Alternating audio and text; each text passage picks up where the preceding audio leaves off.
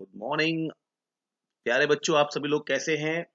आज हम BSc fourth semester में एल्डिहाइड और कीटोन यूनिट डिस्कस कर रहे हैं और इसमें हम जिस टॉपिक को पढ़ने जा रहे हैं वो टॉपिक है हमारा mechanism of no एवेंजियल reaction.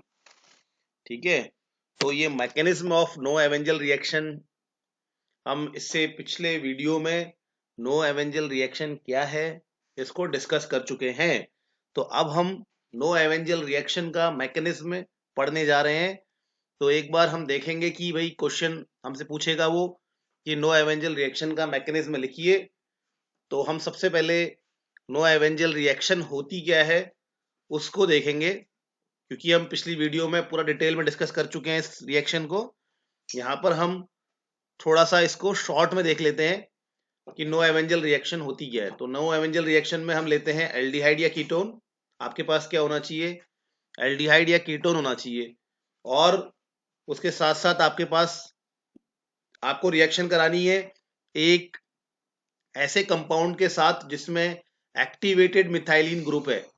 Activated methylene group क्या होता है मैं आपको पिछली क्लास में बता चुका हूं कि मिथाइलिन ग्रुप बोलते हैं किसको है, CH2 को बोलते हैं मिथाइलिन। एक होता है मिथाइल, मिथाइल का मतलब होता है CH3, मिथाइल का मतलब होता है CH3 और मिथाइलिन का मतलब होता है CH2 ग्रुप। तो CH2 ग्रुप को हम मिथाइलिन ग्रुप बोलते हैं। और अगर ये मिथाइलिन ग्रुप अगर हमारे इलेक्ट्रॉन खींचने वाले ग्रुप से जुड़ा हो, अगर ये मिथाइलिन ग्रुप हमारे इलेक्ट्रॉन खींचने वाले इलेक्ट्रॉन विथड्रॉविंग ग्रुप से इलेक्ट्रॉन खींचने वाले ग्रुप से दोनों तरफ जुड़ा हो, तो फिर हम इस तरह के मिथाइलिन ग्रुप को क्या कहेंगे, एक्टिवेटेड मिथाइलिन ग्रुप कहेंगे। इसको हम कहेंगे एक्टिवेटेड या एक्टिव मिथाइलिन ग्रुप कहते हैं। तो ये बात को आप ध्यान रखना बच्चों, ये मैं पिछली वीडियो में डिटेल में बता चुका हूं, तो अभी मैं इसमें ज्यादा जाऊंगा नहीं। बस आपको ये मैं याद करा दूंगा कि क्या है active methylene group. Active methylene group ऐसा CH2 ग्रुप होता है जो दोनों तरफ इलेक्ट्रॉन खींचने वाले ग्रुप से जुड़ा हुआ हो। तो एक बार आप प्रीवियस जो लेक्चर है, प्रीवियस जो इसका वीडियो है उसमें जरूर देख लीजिएगा। तो हमारे पास एक्टिव मिथाइलिन ग्रुप वाला कंपाउंड होना चाहिए। तो ये CH2 है, ये दो इलेक्ट्रॉन खींचने वाले ग्रुप से जुड़ा है। यहाँ पर Z1 और Z2 क्या हो सकते हैं, Z1 और Z2 इलेक्ट्रॉन खींचने वाले ग्रुप हो सकते हैं, जैसे कि CN हो सकता है, जैसे कि एक दो CHO हो सकते हैं, जैसे कि COOR यानी कि एस्टर हो सकते हैं, जैसे कि नाइट्रो ग्रुप हो सकते हैं। ये बहुत इंपॉर्टेंट है। ठीक है, यहाँ पे अगर दोनों नाइट्रो ग्रुप हैं तो भैया ये रिएक्शन हो जाएगी। अगर यहाँ पे और यहाँ पे दोनों CN है तो रिएक्शन हो जाएगी। अगर यहाँ पे एस्टर हैं तो रिएक्शन हो जाएगी। तो यहाँ पे हमें क्या लेना है, हमें लेना है एक क्या लेना है प्यारे बच्चों, हमें लेना है एल्डिहाइड या कीटोन। और उसकी किससे रिएक्शन करनी है, उसकी हमें एक ऐसे कंपाउंड से रिएक्शन करनी है जिसमें क्या होगा, एक्टिवेटेड मिथाइलिन ग्रुप होगा। ठीक है, और किसकी उपस्थिति में, बेस की उपस्थिति में। किसकी उपस्थिति में रिएक्शन होनी चाहिए, बेस की उपस्थिति, क्षार की उपस्थिति में रिएक्शन हमारी होनी चाहिए। ये बहुत इंपॉर्टेंट है।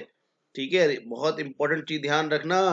क्या होना चाहिए, क्या होना चाहिए हमारे पास होना चाहिए बेस। ठीक है, बेस की उपस्थिति में हमारी रिएक्शन होनी चाहिए। तो इस रिएक्शन में होता क्या है, इस रिएक्शन में डिहाइड्रेशन हो जाता है, ये समझ लो। ये एल्डिहाइड या कीटोन का जो CO है ना, बस इसको ऐसे याद कर लेते हैं।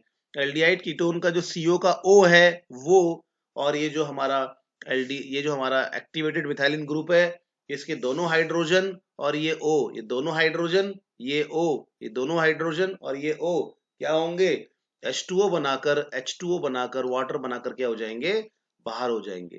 और ये दोनों कार्बन, CO का कार्बन जिसको मैंने ये येलो से स्टार कर रखा है, और इस एक्टिवेटेड मिथाइलिन कंपाउंड का जो कार्बन मैंने स्टार कर रखा है, इन दोनों कार्बन को आपने अपनी पैनी निगाहों से देखना है और इन दोनों कार्बन को आपने डबल बॉन्ड से प्यारे बच्चों जोड़ देना है। देखो जोड़ दिया डबल बॉन्ड से, तो बस ये कंपाउंड यहाँ बन जाता है। इसको बोलते हैं, ये हमारा क्या है, ये हमारी फंक्शनल ग्रुप है। फंक्शनल ग्रुप के साथ जो कार्बन जुड़ा होता है अल्फा कहलाता है। उसके आगे वाला कार्बन बीटा कहलाता है। तो ये अल्फा बीटा अनसैचुरेटेड कंपाउंड यहाँ पर बन जाते हैं प्यारे बच्चों, ठीक है। तो क्या बन जाता है यहाँ पे, अल्फा बीटा अनसैचुरेटेड कंपाउंड का फॉर्मेशन यहाँ पे हो जाता है। चलिए आप देखते हैं इसके मैकेनिज्म को, ठीक है। चलिए इसका मैकेनिज्म समझते हैं। तो इसका मैकेनिज्म कैसे शुरू होता है, इसका मैकेनिज्म शुरू होता है सबसे पहले बेस क्या करेगा, इस एक्टिवेटेड मिथाइलिन ग्रुप से H प्लस ले लेगा, इस एक्टिवेटेड मिथाइलिन ग्रुप से H प्लस ले लेगा। अब बेस हम कौन सा यूज करते हैं, ये आपने ध्यान से समझना है। तो बेस जो हम यहाँ यूज करते हैं वो क्या है, जो बेस हम यूज करते हैं, मैं इसको दूसरी उसमें दिखाता हूं। तो जो बेस हम यूज करते हैं वो है नाइट्रोजन के अमोनिया के डेरिवेटिव्स का प्रयोग करते हैं, अमोनिया के डेरिवेटिव का प्रयोग करते हैं हम बच्चों।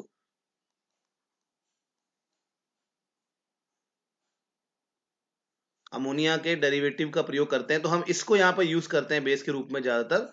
आप बुक्स में देखेंगे इसका प्रयोग होता है, ठीक है। ये आपका आपके पास है, इसको बोलते हैं पिपरिडीन बोलते हैं, पाइपरिडीन बोलते हैं, ठीक है। अलग अलग तरीके से इसको प्रोनाउंसिएशन इसका होता है। तो यहाँ पे ये हमारे पास है, जहाँ पे नाइट्रोजन है, नाइट्रोजन यहाँ पे 1 2 3 4 एंड 5 5 कार्बन की रिंग से 6 मेंबर्ड रिंग में, जहां पे 5 कार्बन होते हैं और खुद एक नाइट्रोजन उसमें मेंबर होता है, ऐसी रिंग के साथ ये जुड़ा होता है। नाइट्रोजन 3 बॉन्ड बनाता है, 1 2 एंड 3 बॉन्ड ये हाइड्रोजन के साथ बना रहा है। यहाँ नाइट्रोजन के पास एक लोन पेयर होता है, ठीक है प्यारे बच्चों। तो ये जो इस कंपाउंड को हम कहते हैं पाइपरिडीन, इसको कहते हैं हम पाइपरिडीन, ठीक है। पाइपराइडीन भी बोल सकते हैं, पाइपरिडीन बोलते हैं इसको। इसको ध्यान रखना, पाइपरिडीन है ये, फिर से बोलेंगे क्या है ये, पाइपरिडीन। ये बेस हम यहाँ पे यूज करेंगे। और यहाँ पर जो नाइट्रोजन है, बेस क्यों है ये, क्योंकि नाइट्रोजन के पास इलेक्ट्रॉन के पेयर हैं। तो जहां पर भी इलेक्ट्रॉन का पेयर होता है, जहां पर भी इलेक्ट्रॉन का पेयर होता है वो एक बेस होता है, ठीक है, वो एक बेस होता है। कंडीशन ये है कि उसका ऑक्टेट पूरा होना चाहिए, लेकिन हाँ कंडीशन क्या है, उसका ऑक्टेट, उसमें टोटल 8 इलेक्ट्रॉन पूरे होने चाहिए। तो अगर किसी एटम के 8 इलेक्ट्रॉन पूरे हैं और उसके पास एक इलेक्ट्रॉन का पेयर है, तो वो एक बेस की तरह काम करेगा, वो एक बेस की तरह काम करेगा। वो कहीं से H प्लस को लेने की कोशिश करता है, H प्लस को इलेक्ट्रॉन पेयर देके H प्लस को लेता है, ठीक है। और H प्लस को गेन करने वाले को ही बेस कहते हैं प्यारे बच्चों, ठीक है। तो यार ये बात समझना आप। तो ये बेस है, पिपरिडीन, पाइपरिडीन बेस है, और ये हमारे इस क्या करेगा, ये हमारा जो एक्टिव मिथाइलिन ग्रुप वाला कंपाउंड है उससे H प्लस लेने की कोशिश करेगा, लेगा, कोशिश क्या करेगा, लेगा भैया। क्यों ले लेगा, देखो ये कैसे ले लेगा, ये कार्बन ने इलेक्ट्रॉन खींचे, इस पे क्या आ गया, माइनस, ठीक है। और ये अपने इलेक्ट्रॉन पेयर इस H प्लस को देगा और इस H प्लस को पकड़ लेगा, ठीक है। नाइट्रोजन ने जब H प्लस पकड़ लिया तो नाइट्रोजन के ऊपर पॉजिटिव आ गया, क्योंकि उसने अपने इलेक्ट्रॉन दिए ना H प्लस को, तो उससे पॉजिटिव आ गया। और ये कार्बन पे क्या आ गया, माइनस चार्ज आ गया। अच्छा ये कार्बन क्यों आखिर H प्लस छोड़ सकता है, ठीक है। ये कार्बन आखिर क्यों H के इलेक्ट्रॉन खींच रहा है, क्यों आखिर H प्लस छोड़ सकता है, क्योंकि जब इस कार्बन पे माइनस चार्ज आएगा प्यारे बच्चों, जब इस कार्बन पे माइनस चार्ज आएगा तो वो इलेक्ट्रॉन खींचने वाले ग्रुप क्या करेंगे, उसको अपनी ओर खींचेंगे और इसको कम कर देंगे माइनस चार्ज को। यानी कि ये स्टेबल होता है, ये स्टेबल होता है, इन दो इलेक्ट्रॉन खींचने वाले ग्रुप की वजह से ये माइनस चार्ज या ये नेगेटिव आयन क्या होता है, स्टेबल होता है, ठीक है। तो ये बात ध्यान रखना, तो ये बात आप ध्यान रखना, ये बात ध्यान रखना बच्चों, कि मैं क्या बोल रहा हूं, मैं ये बोल रहा हूं, मैं ये बोल रहा हूं।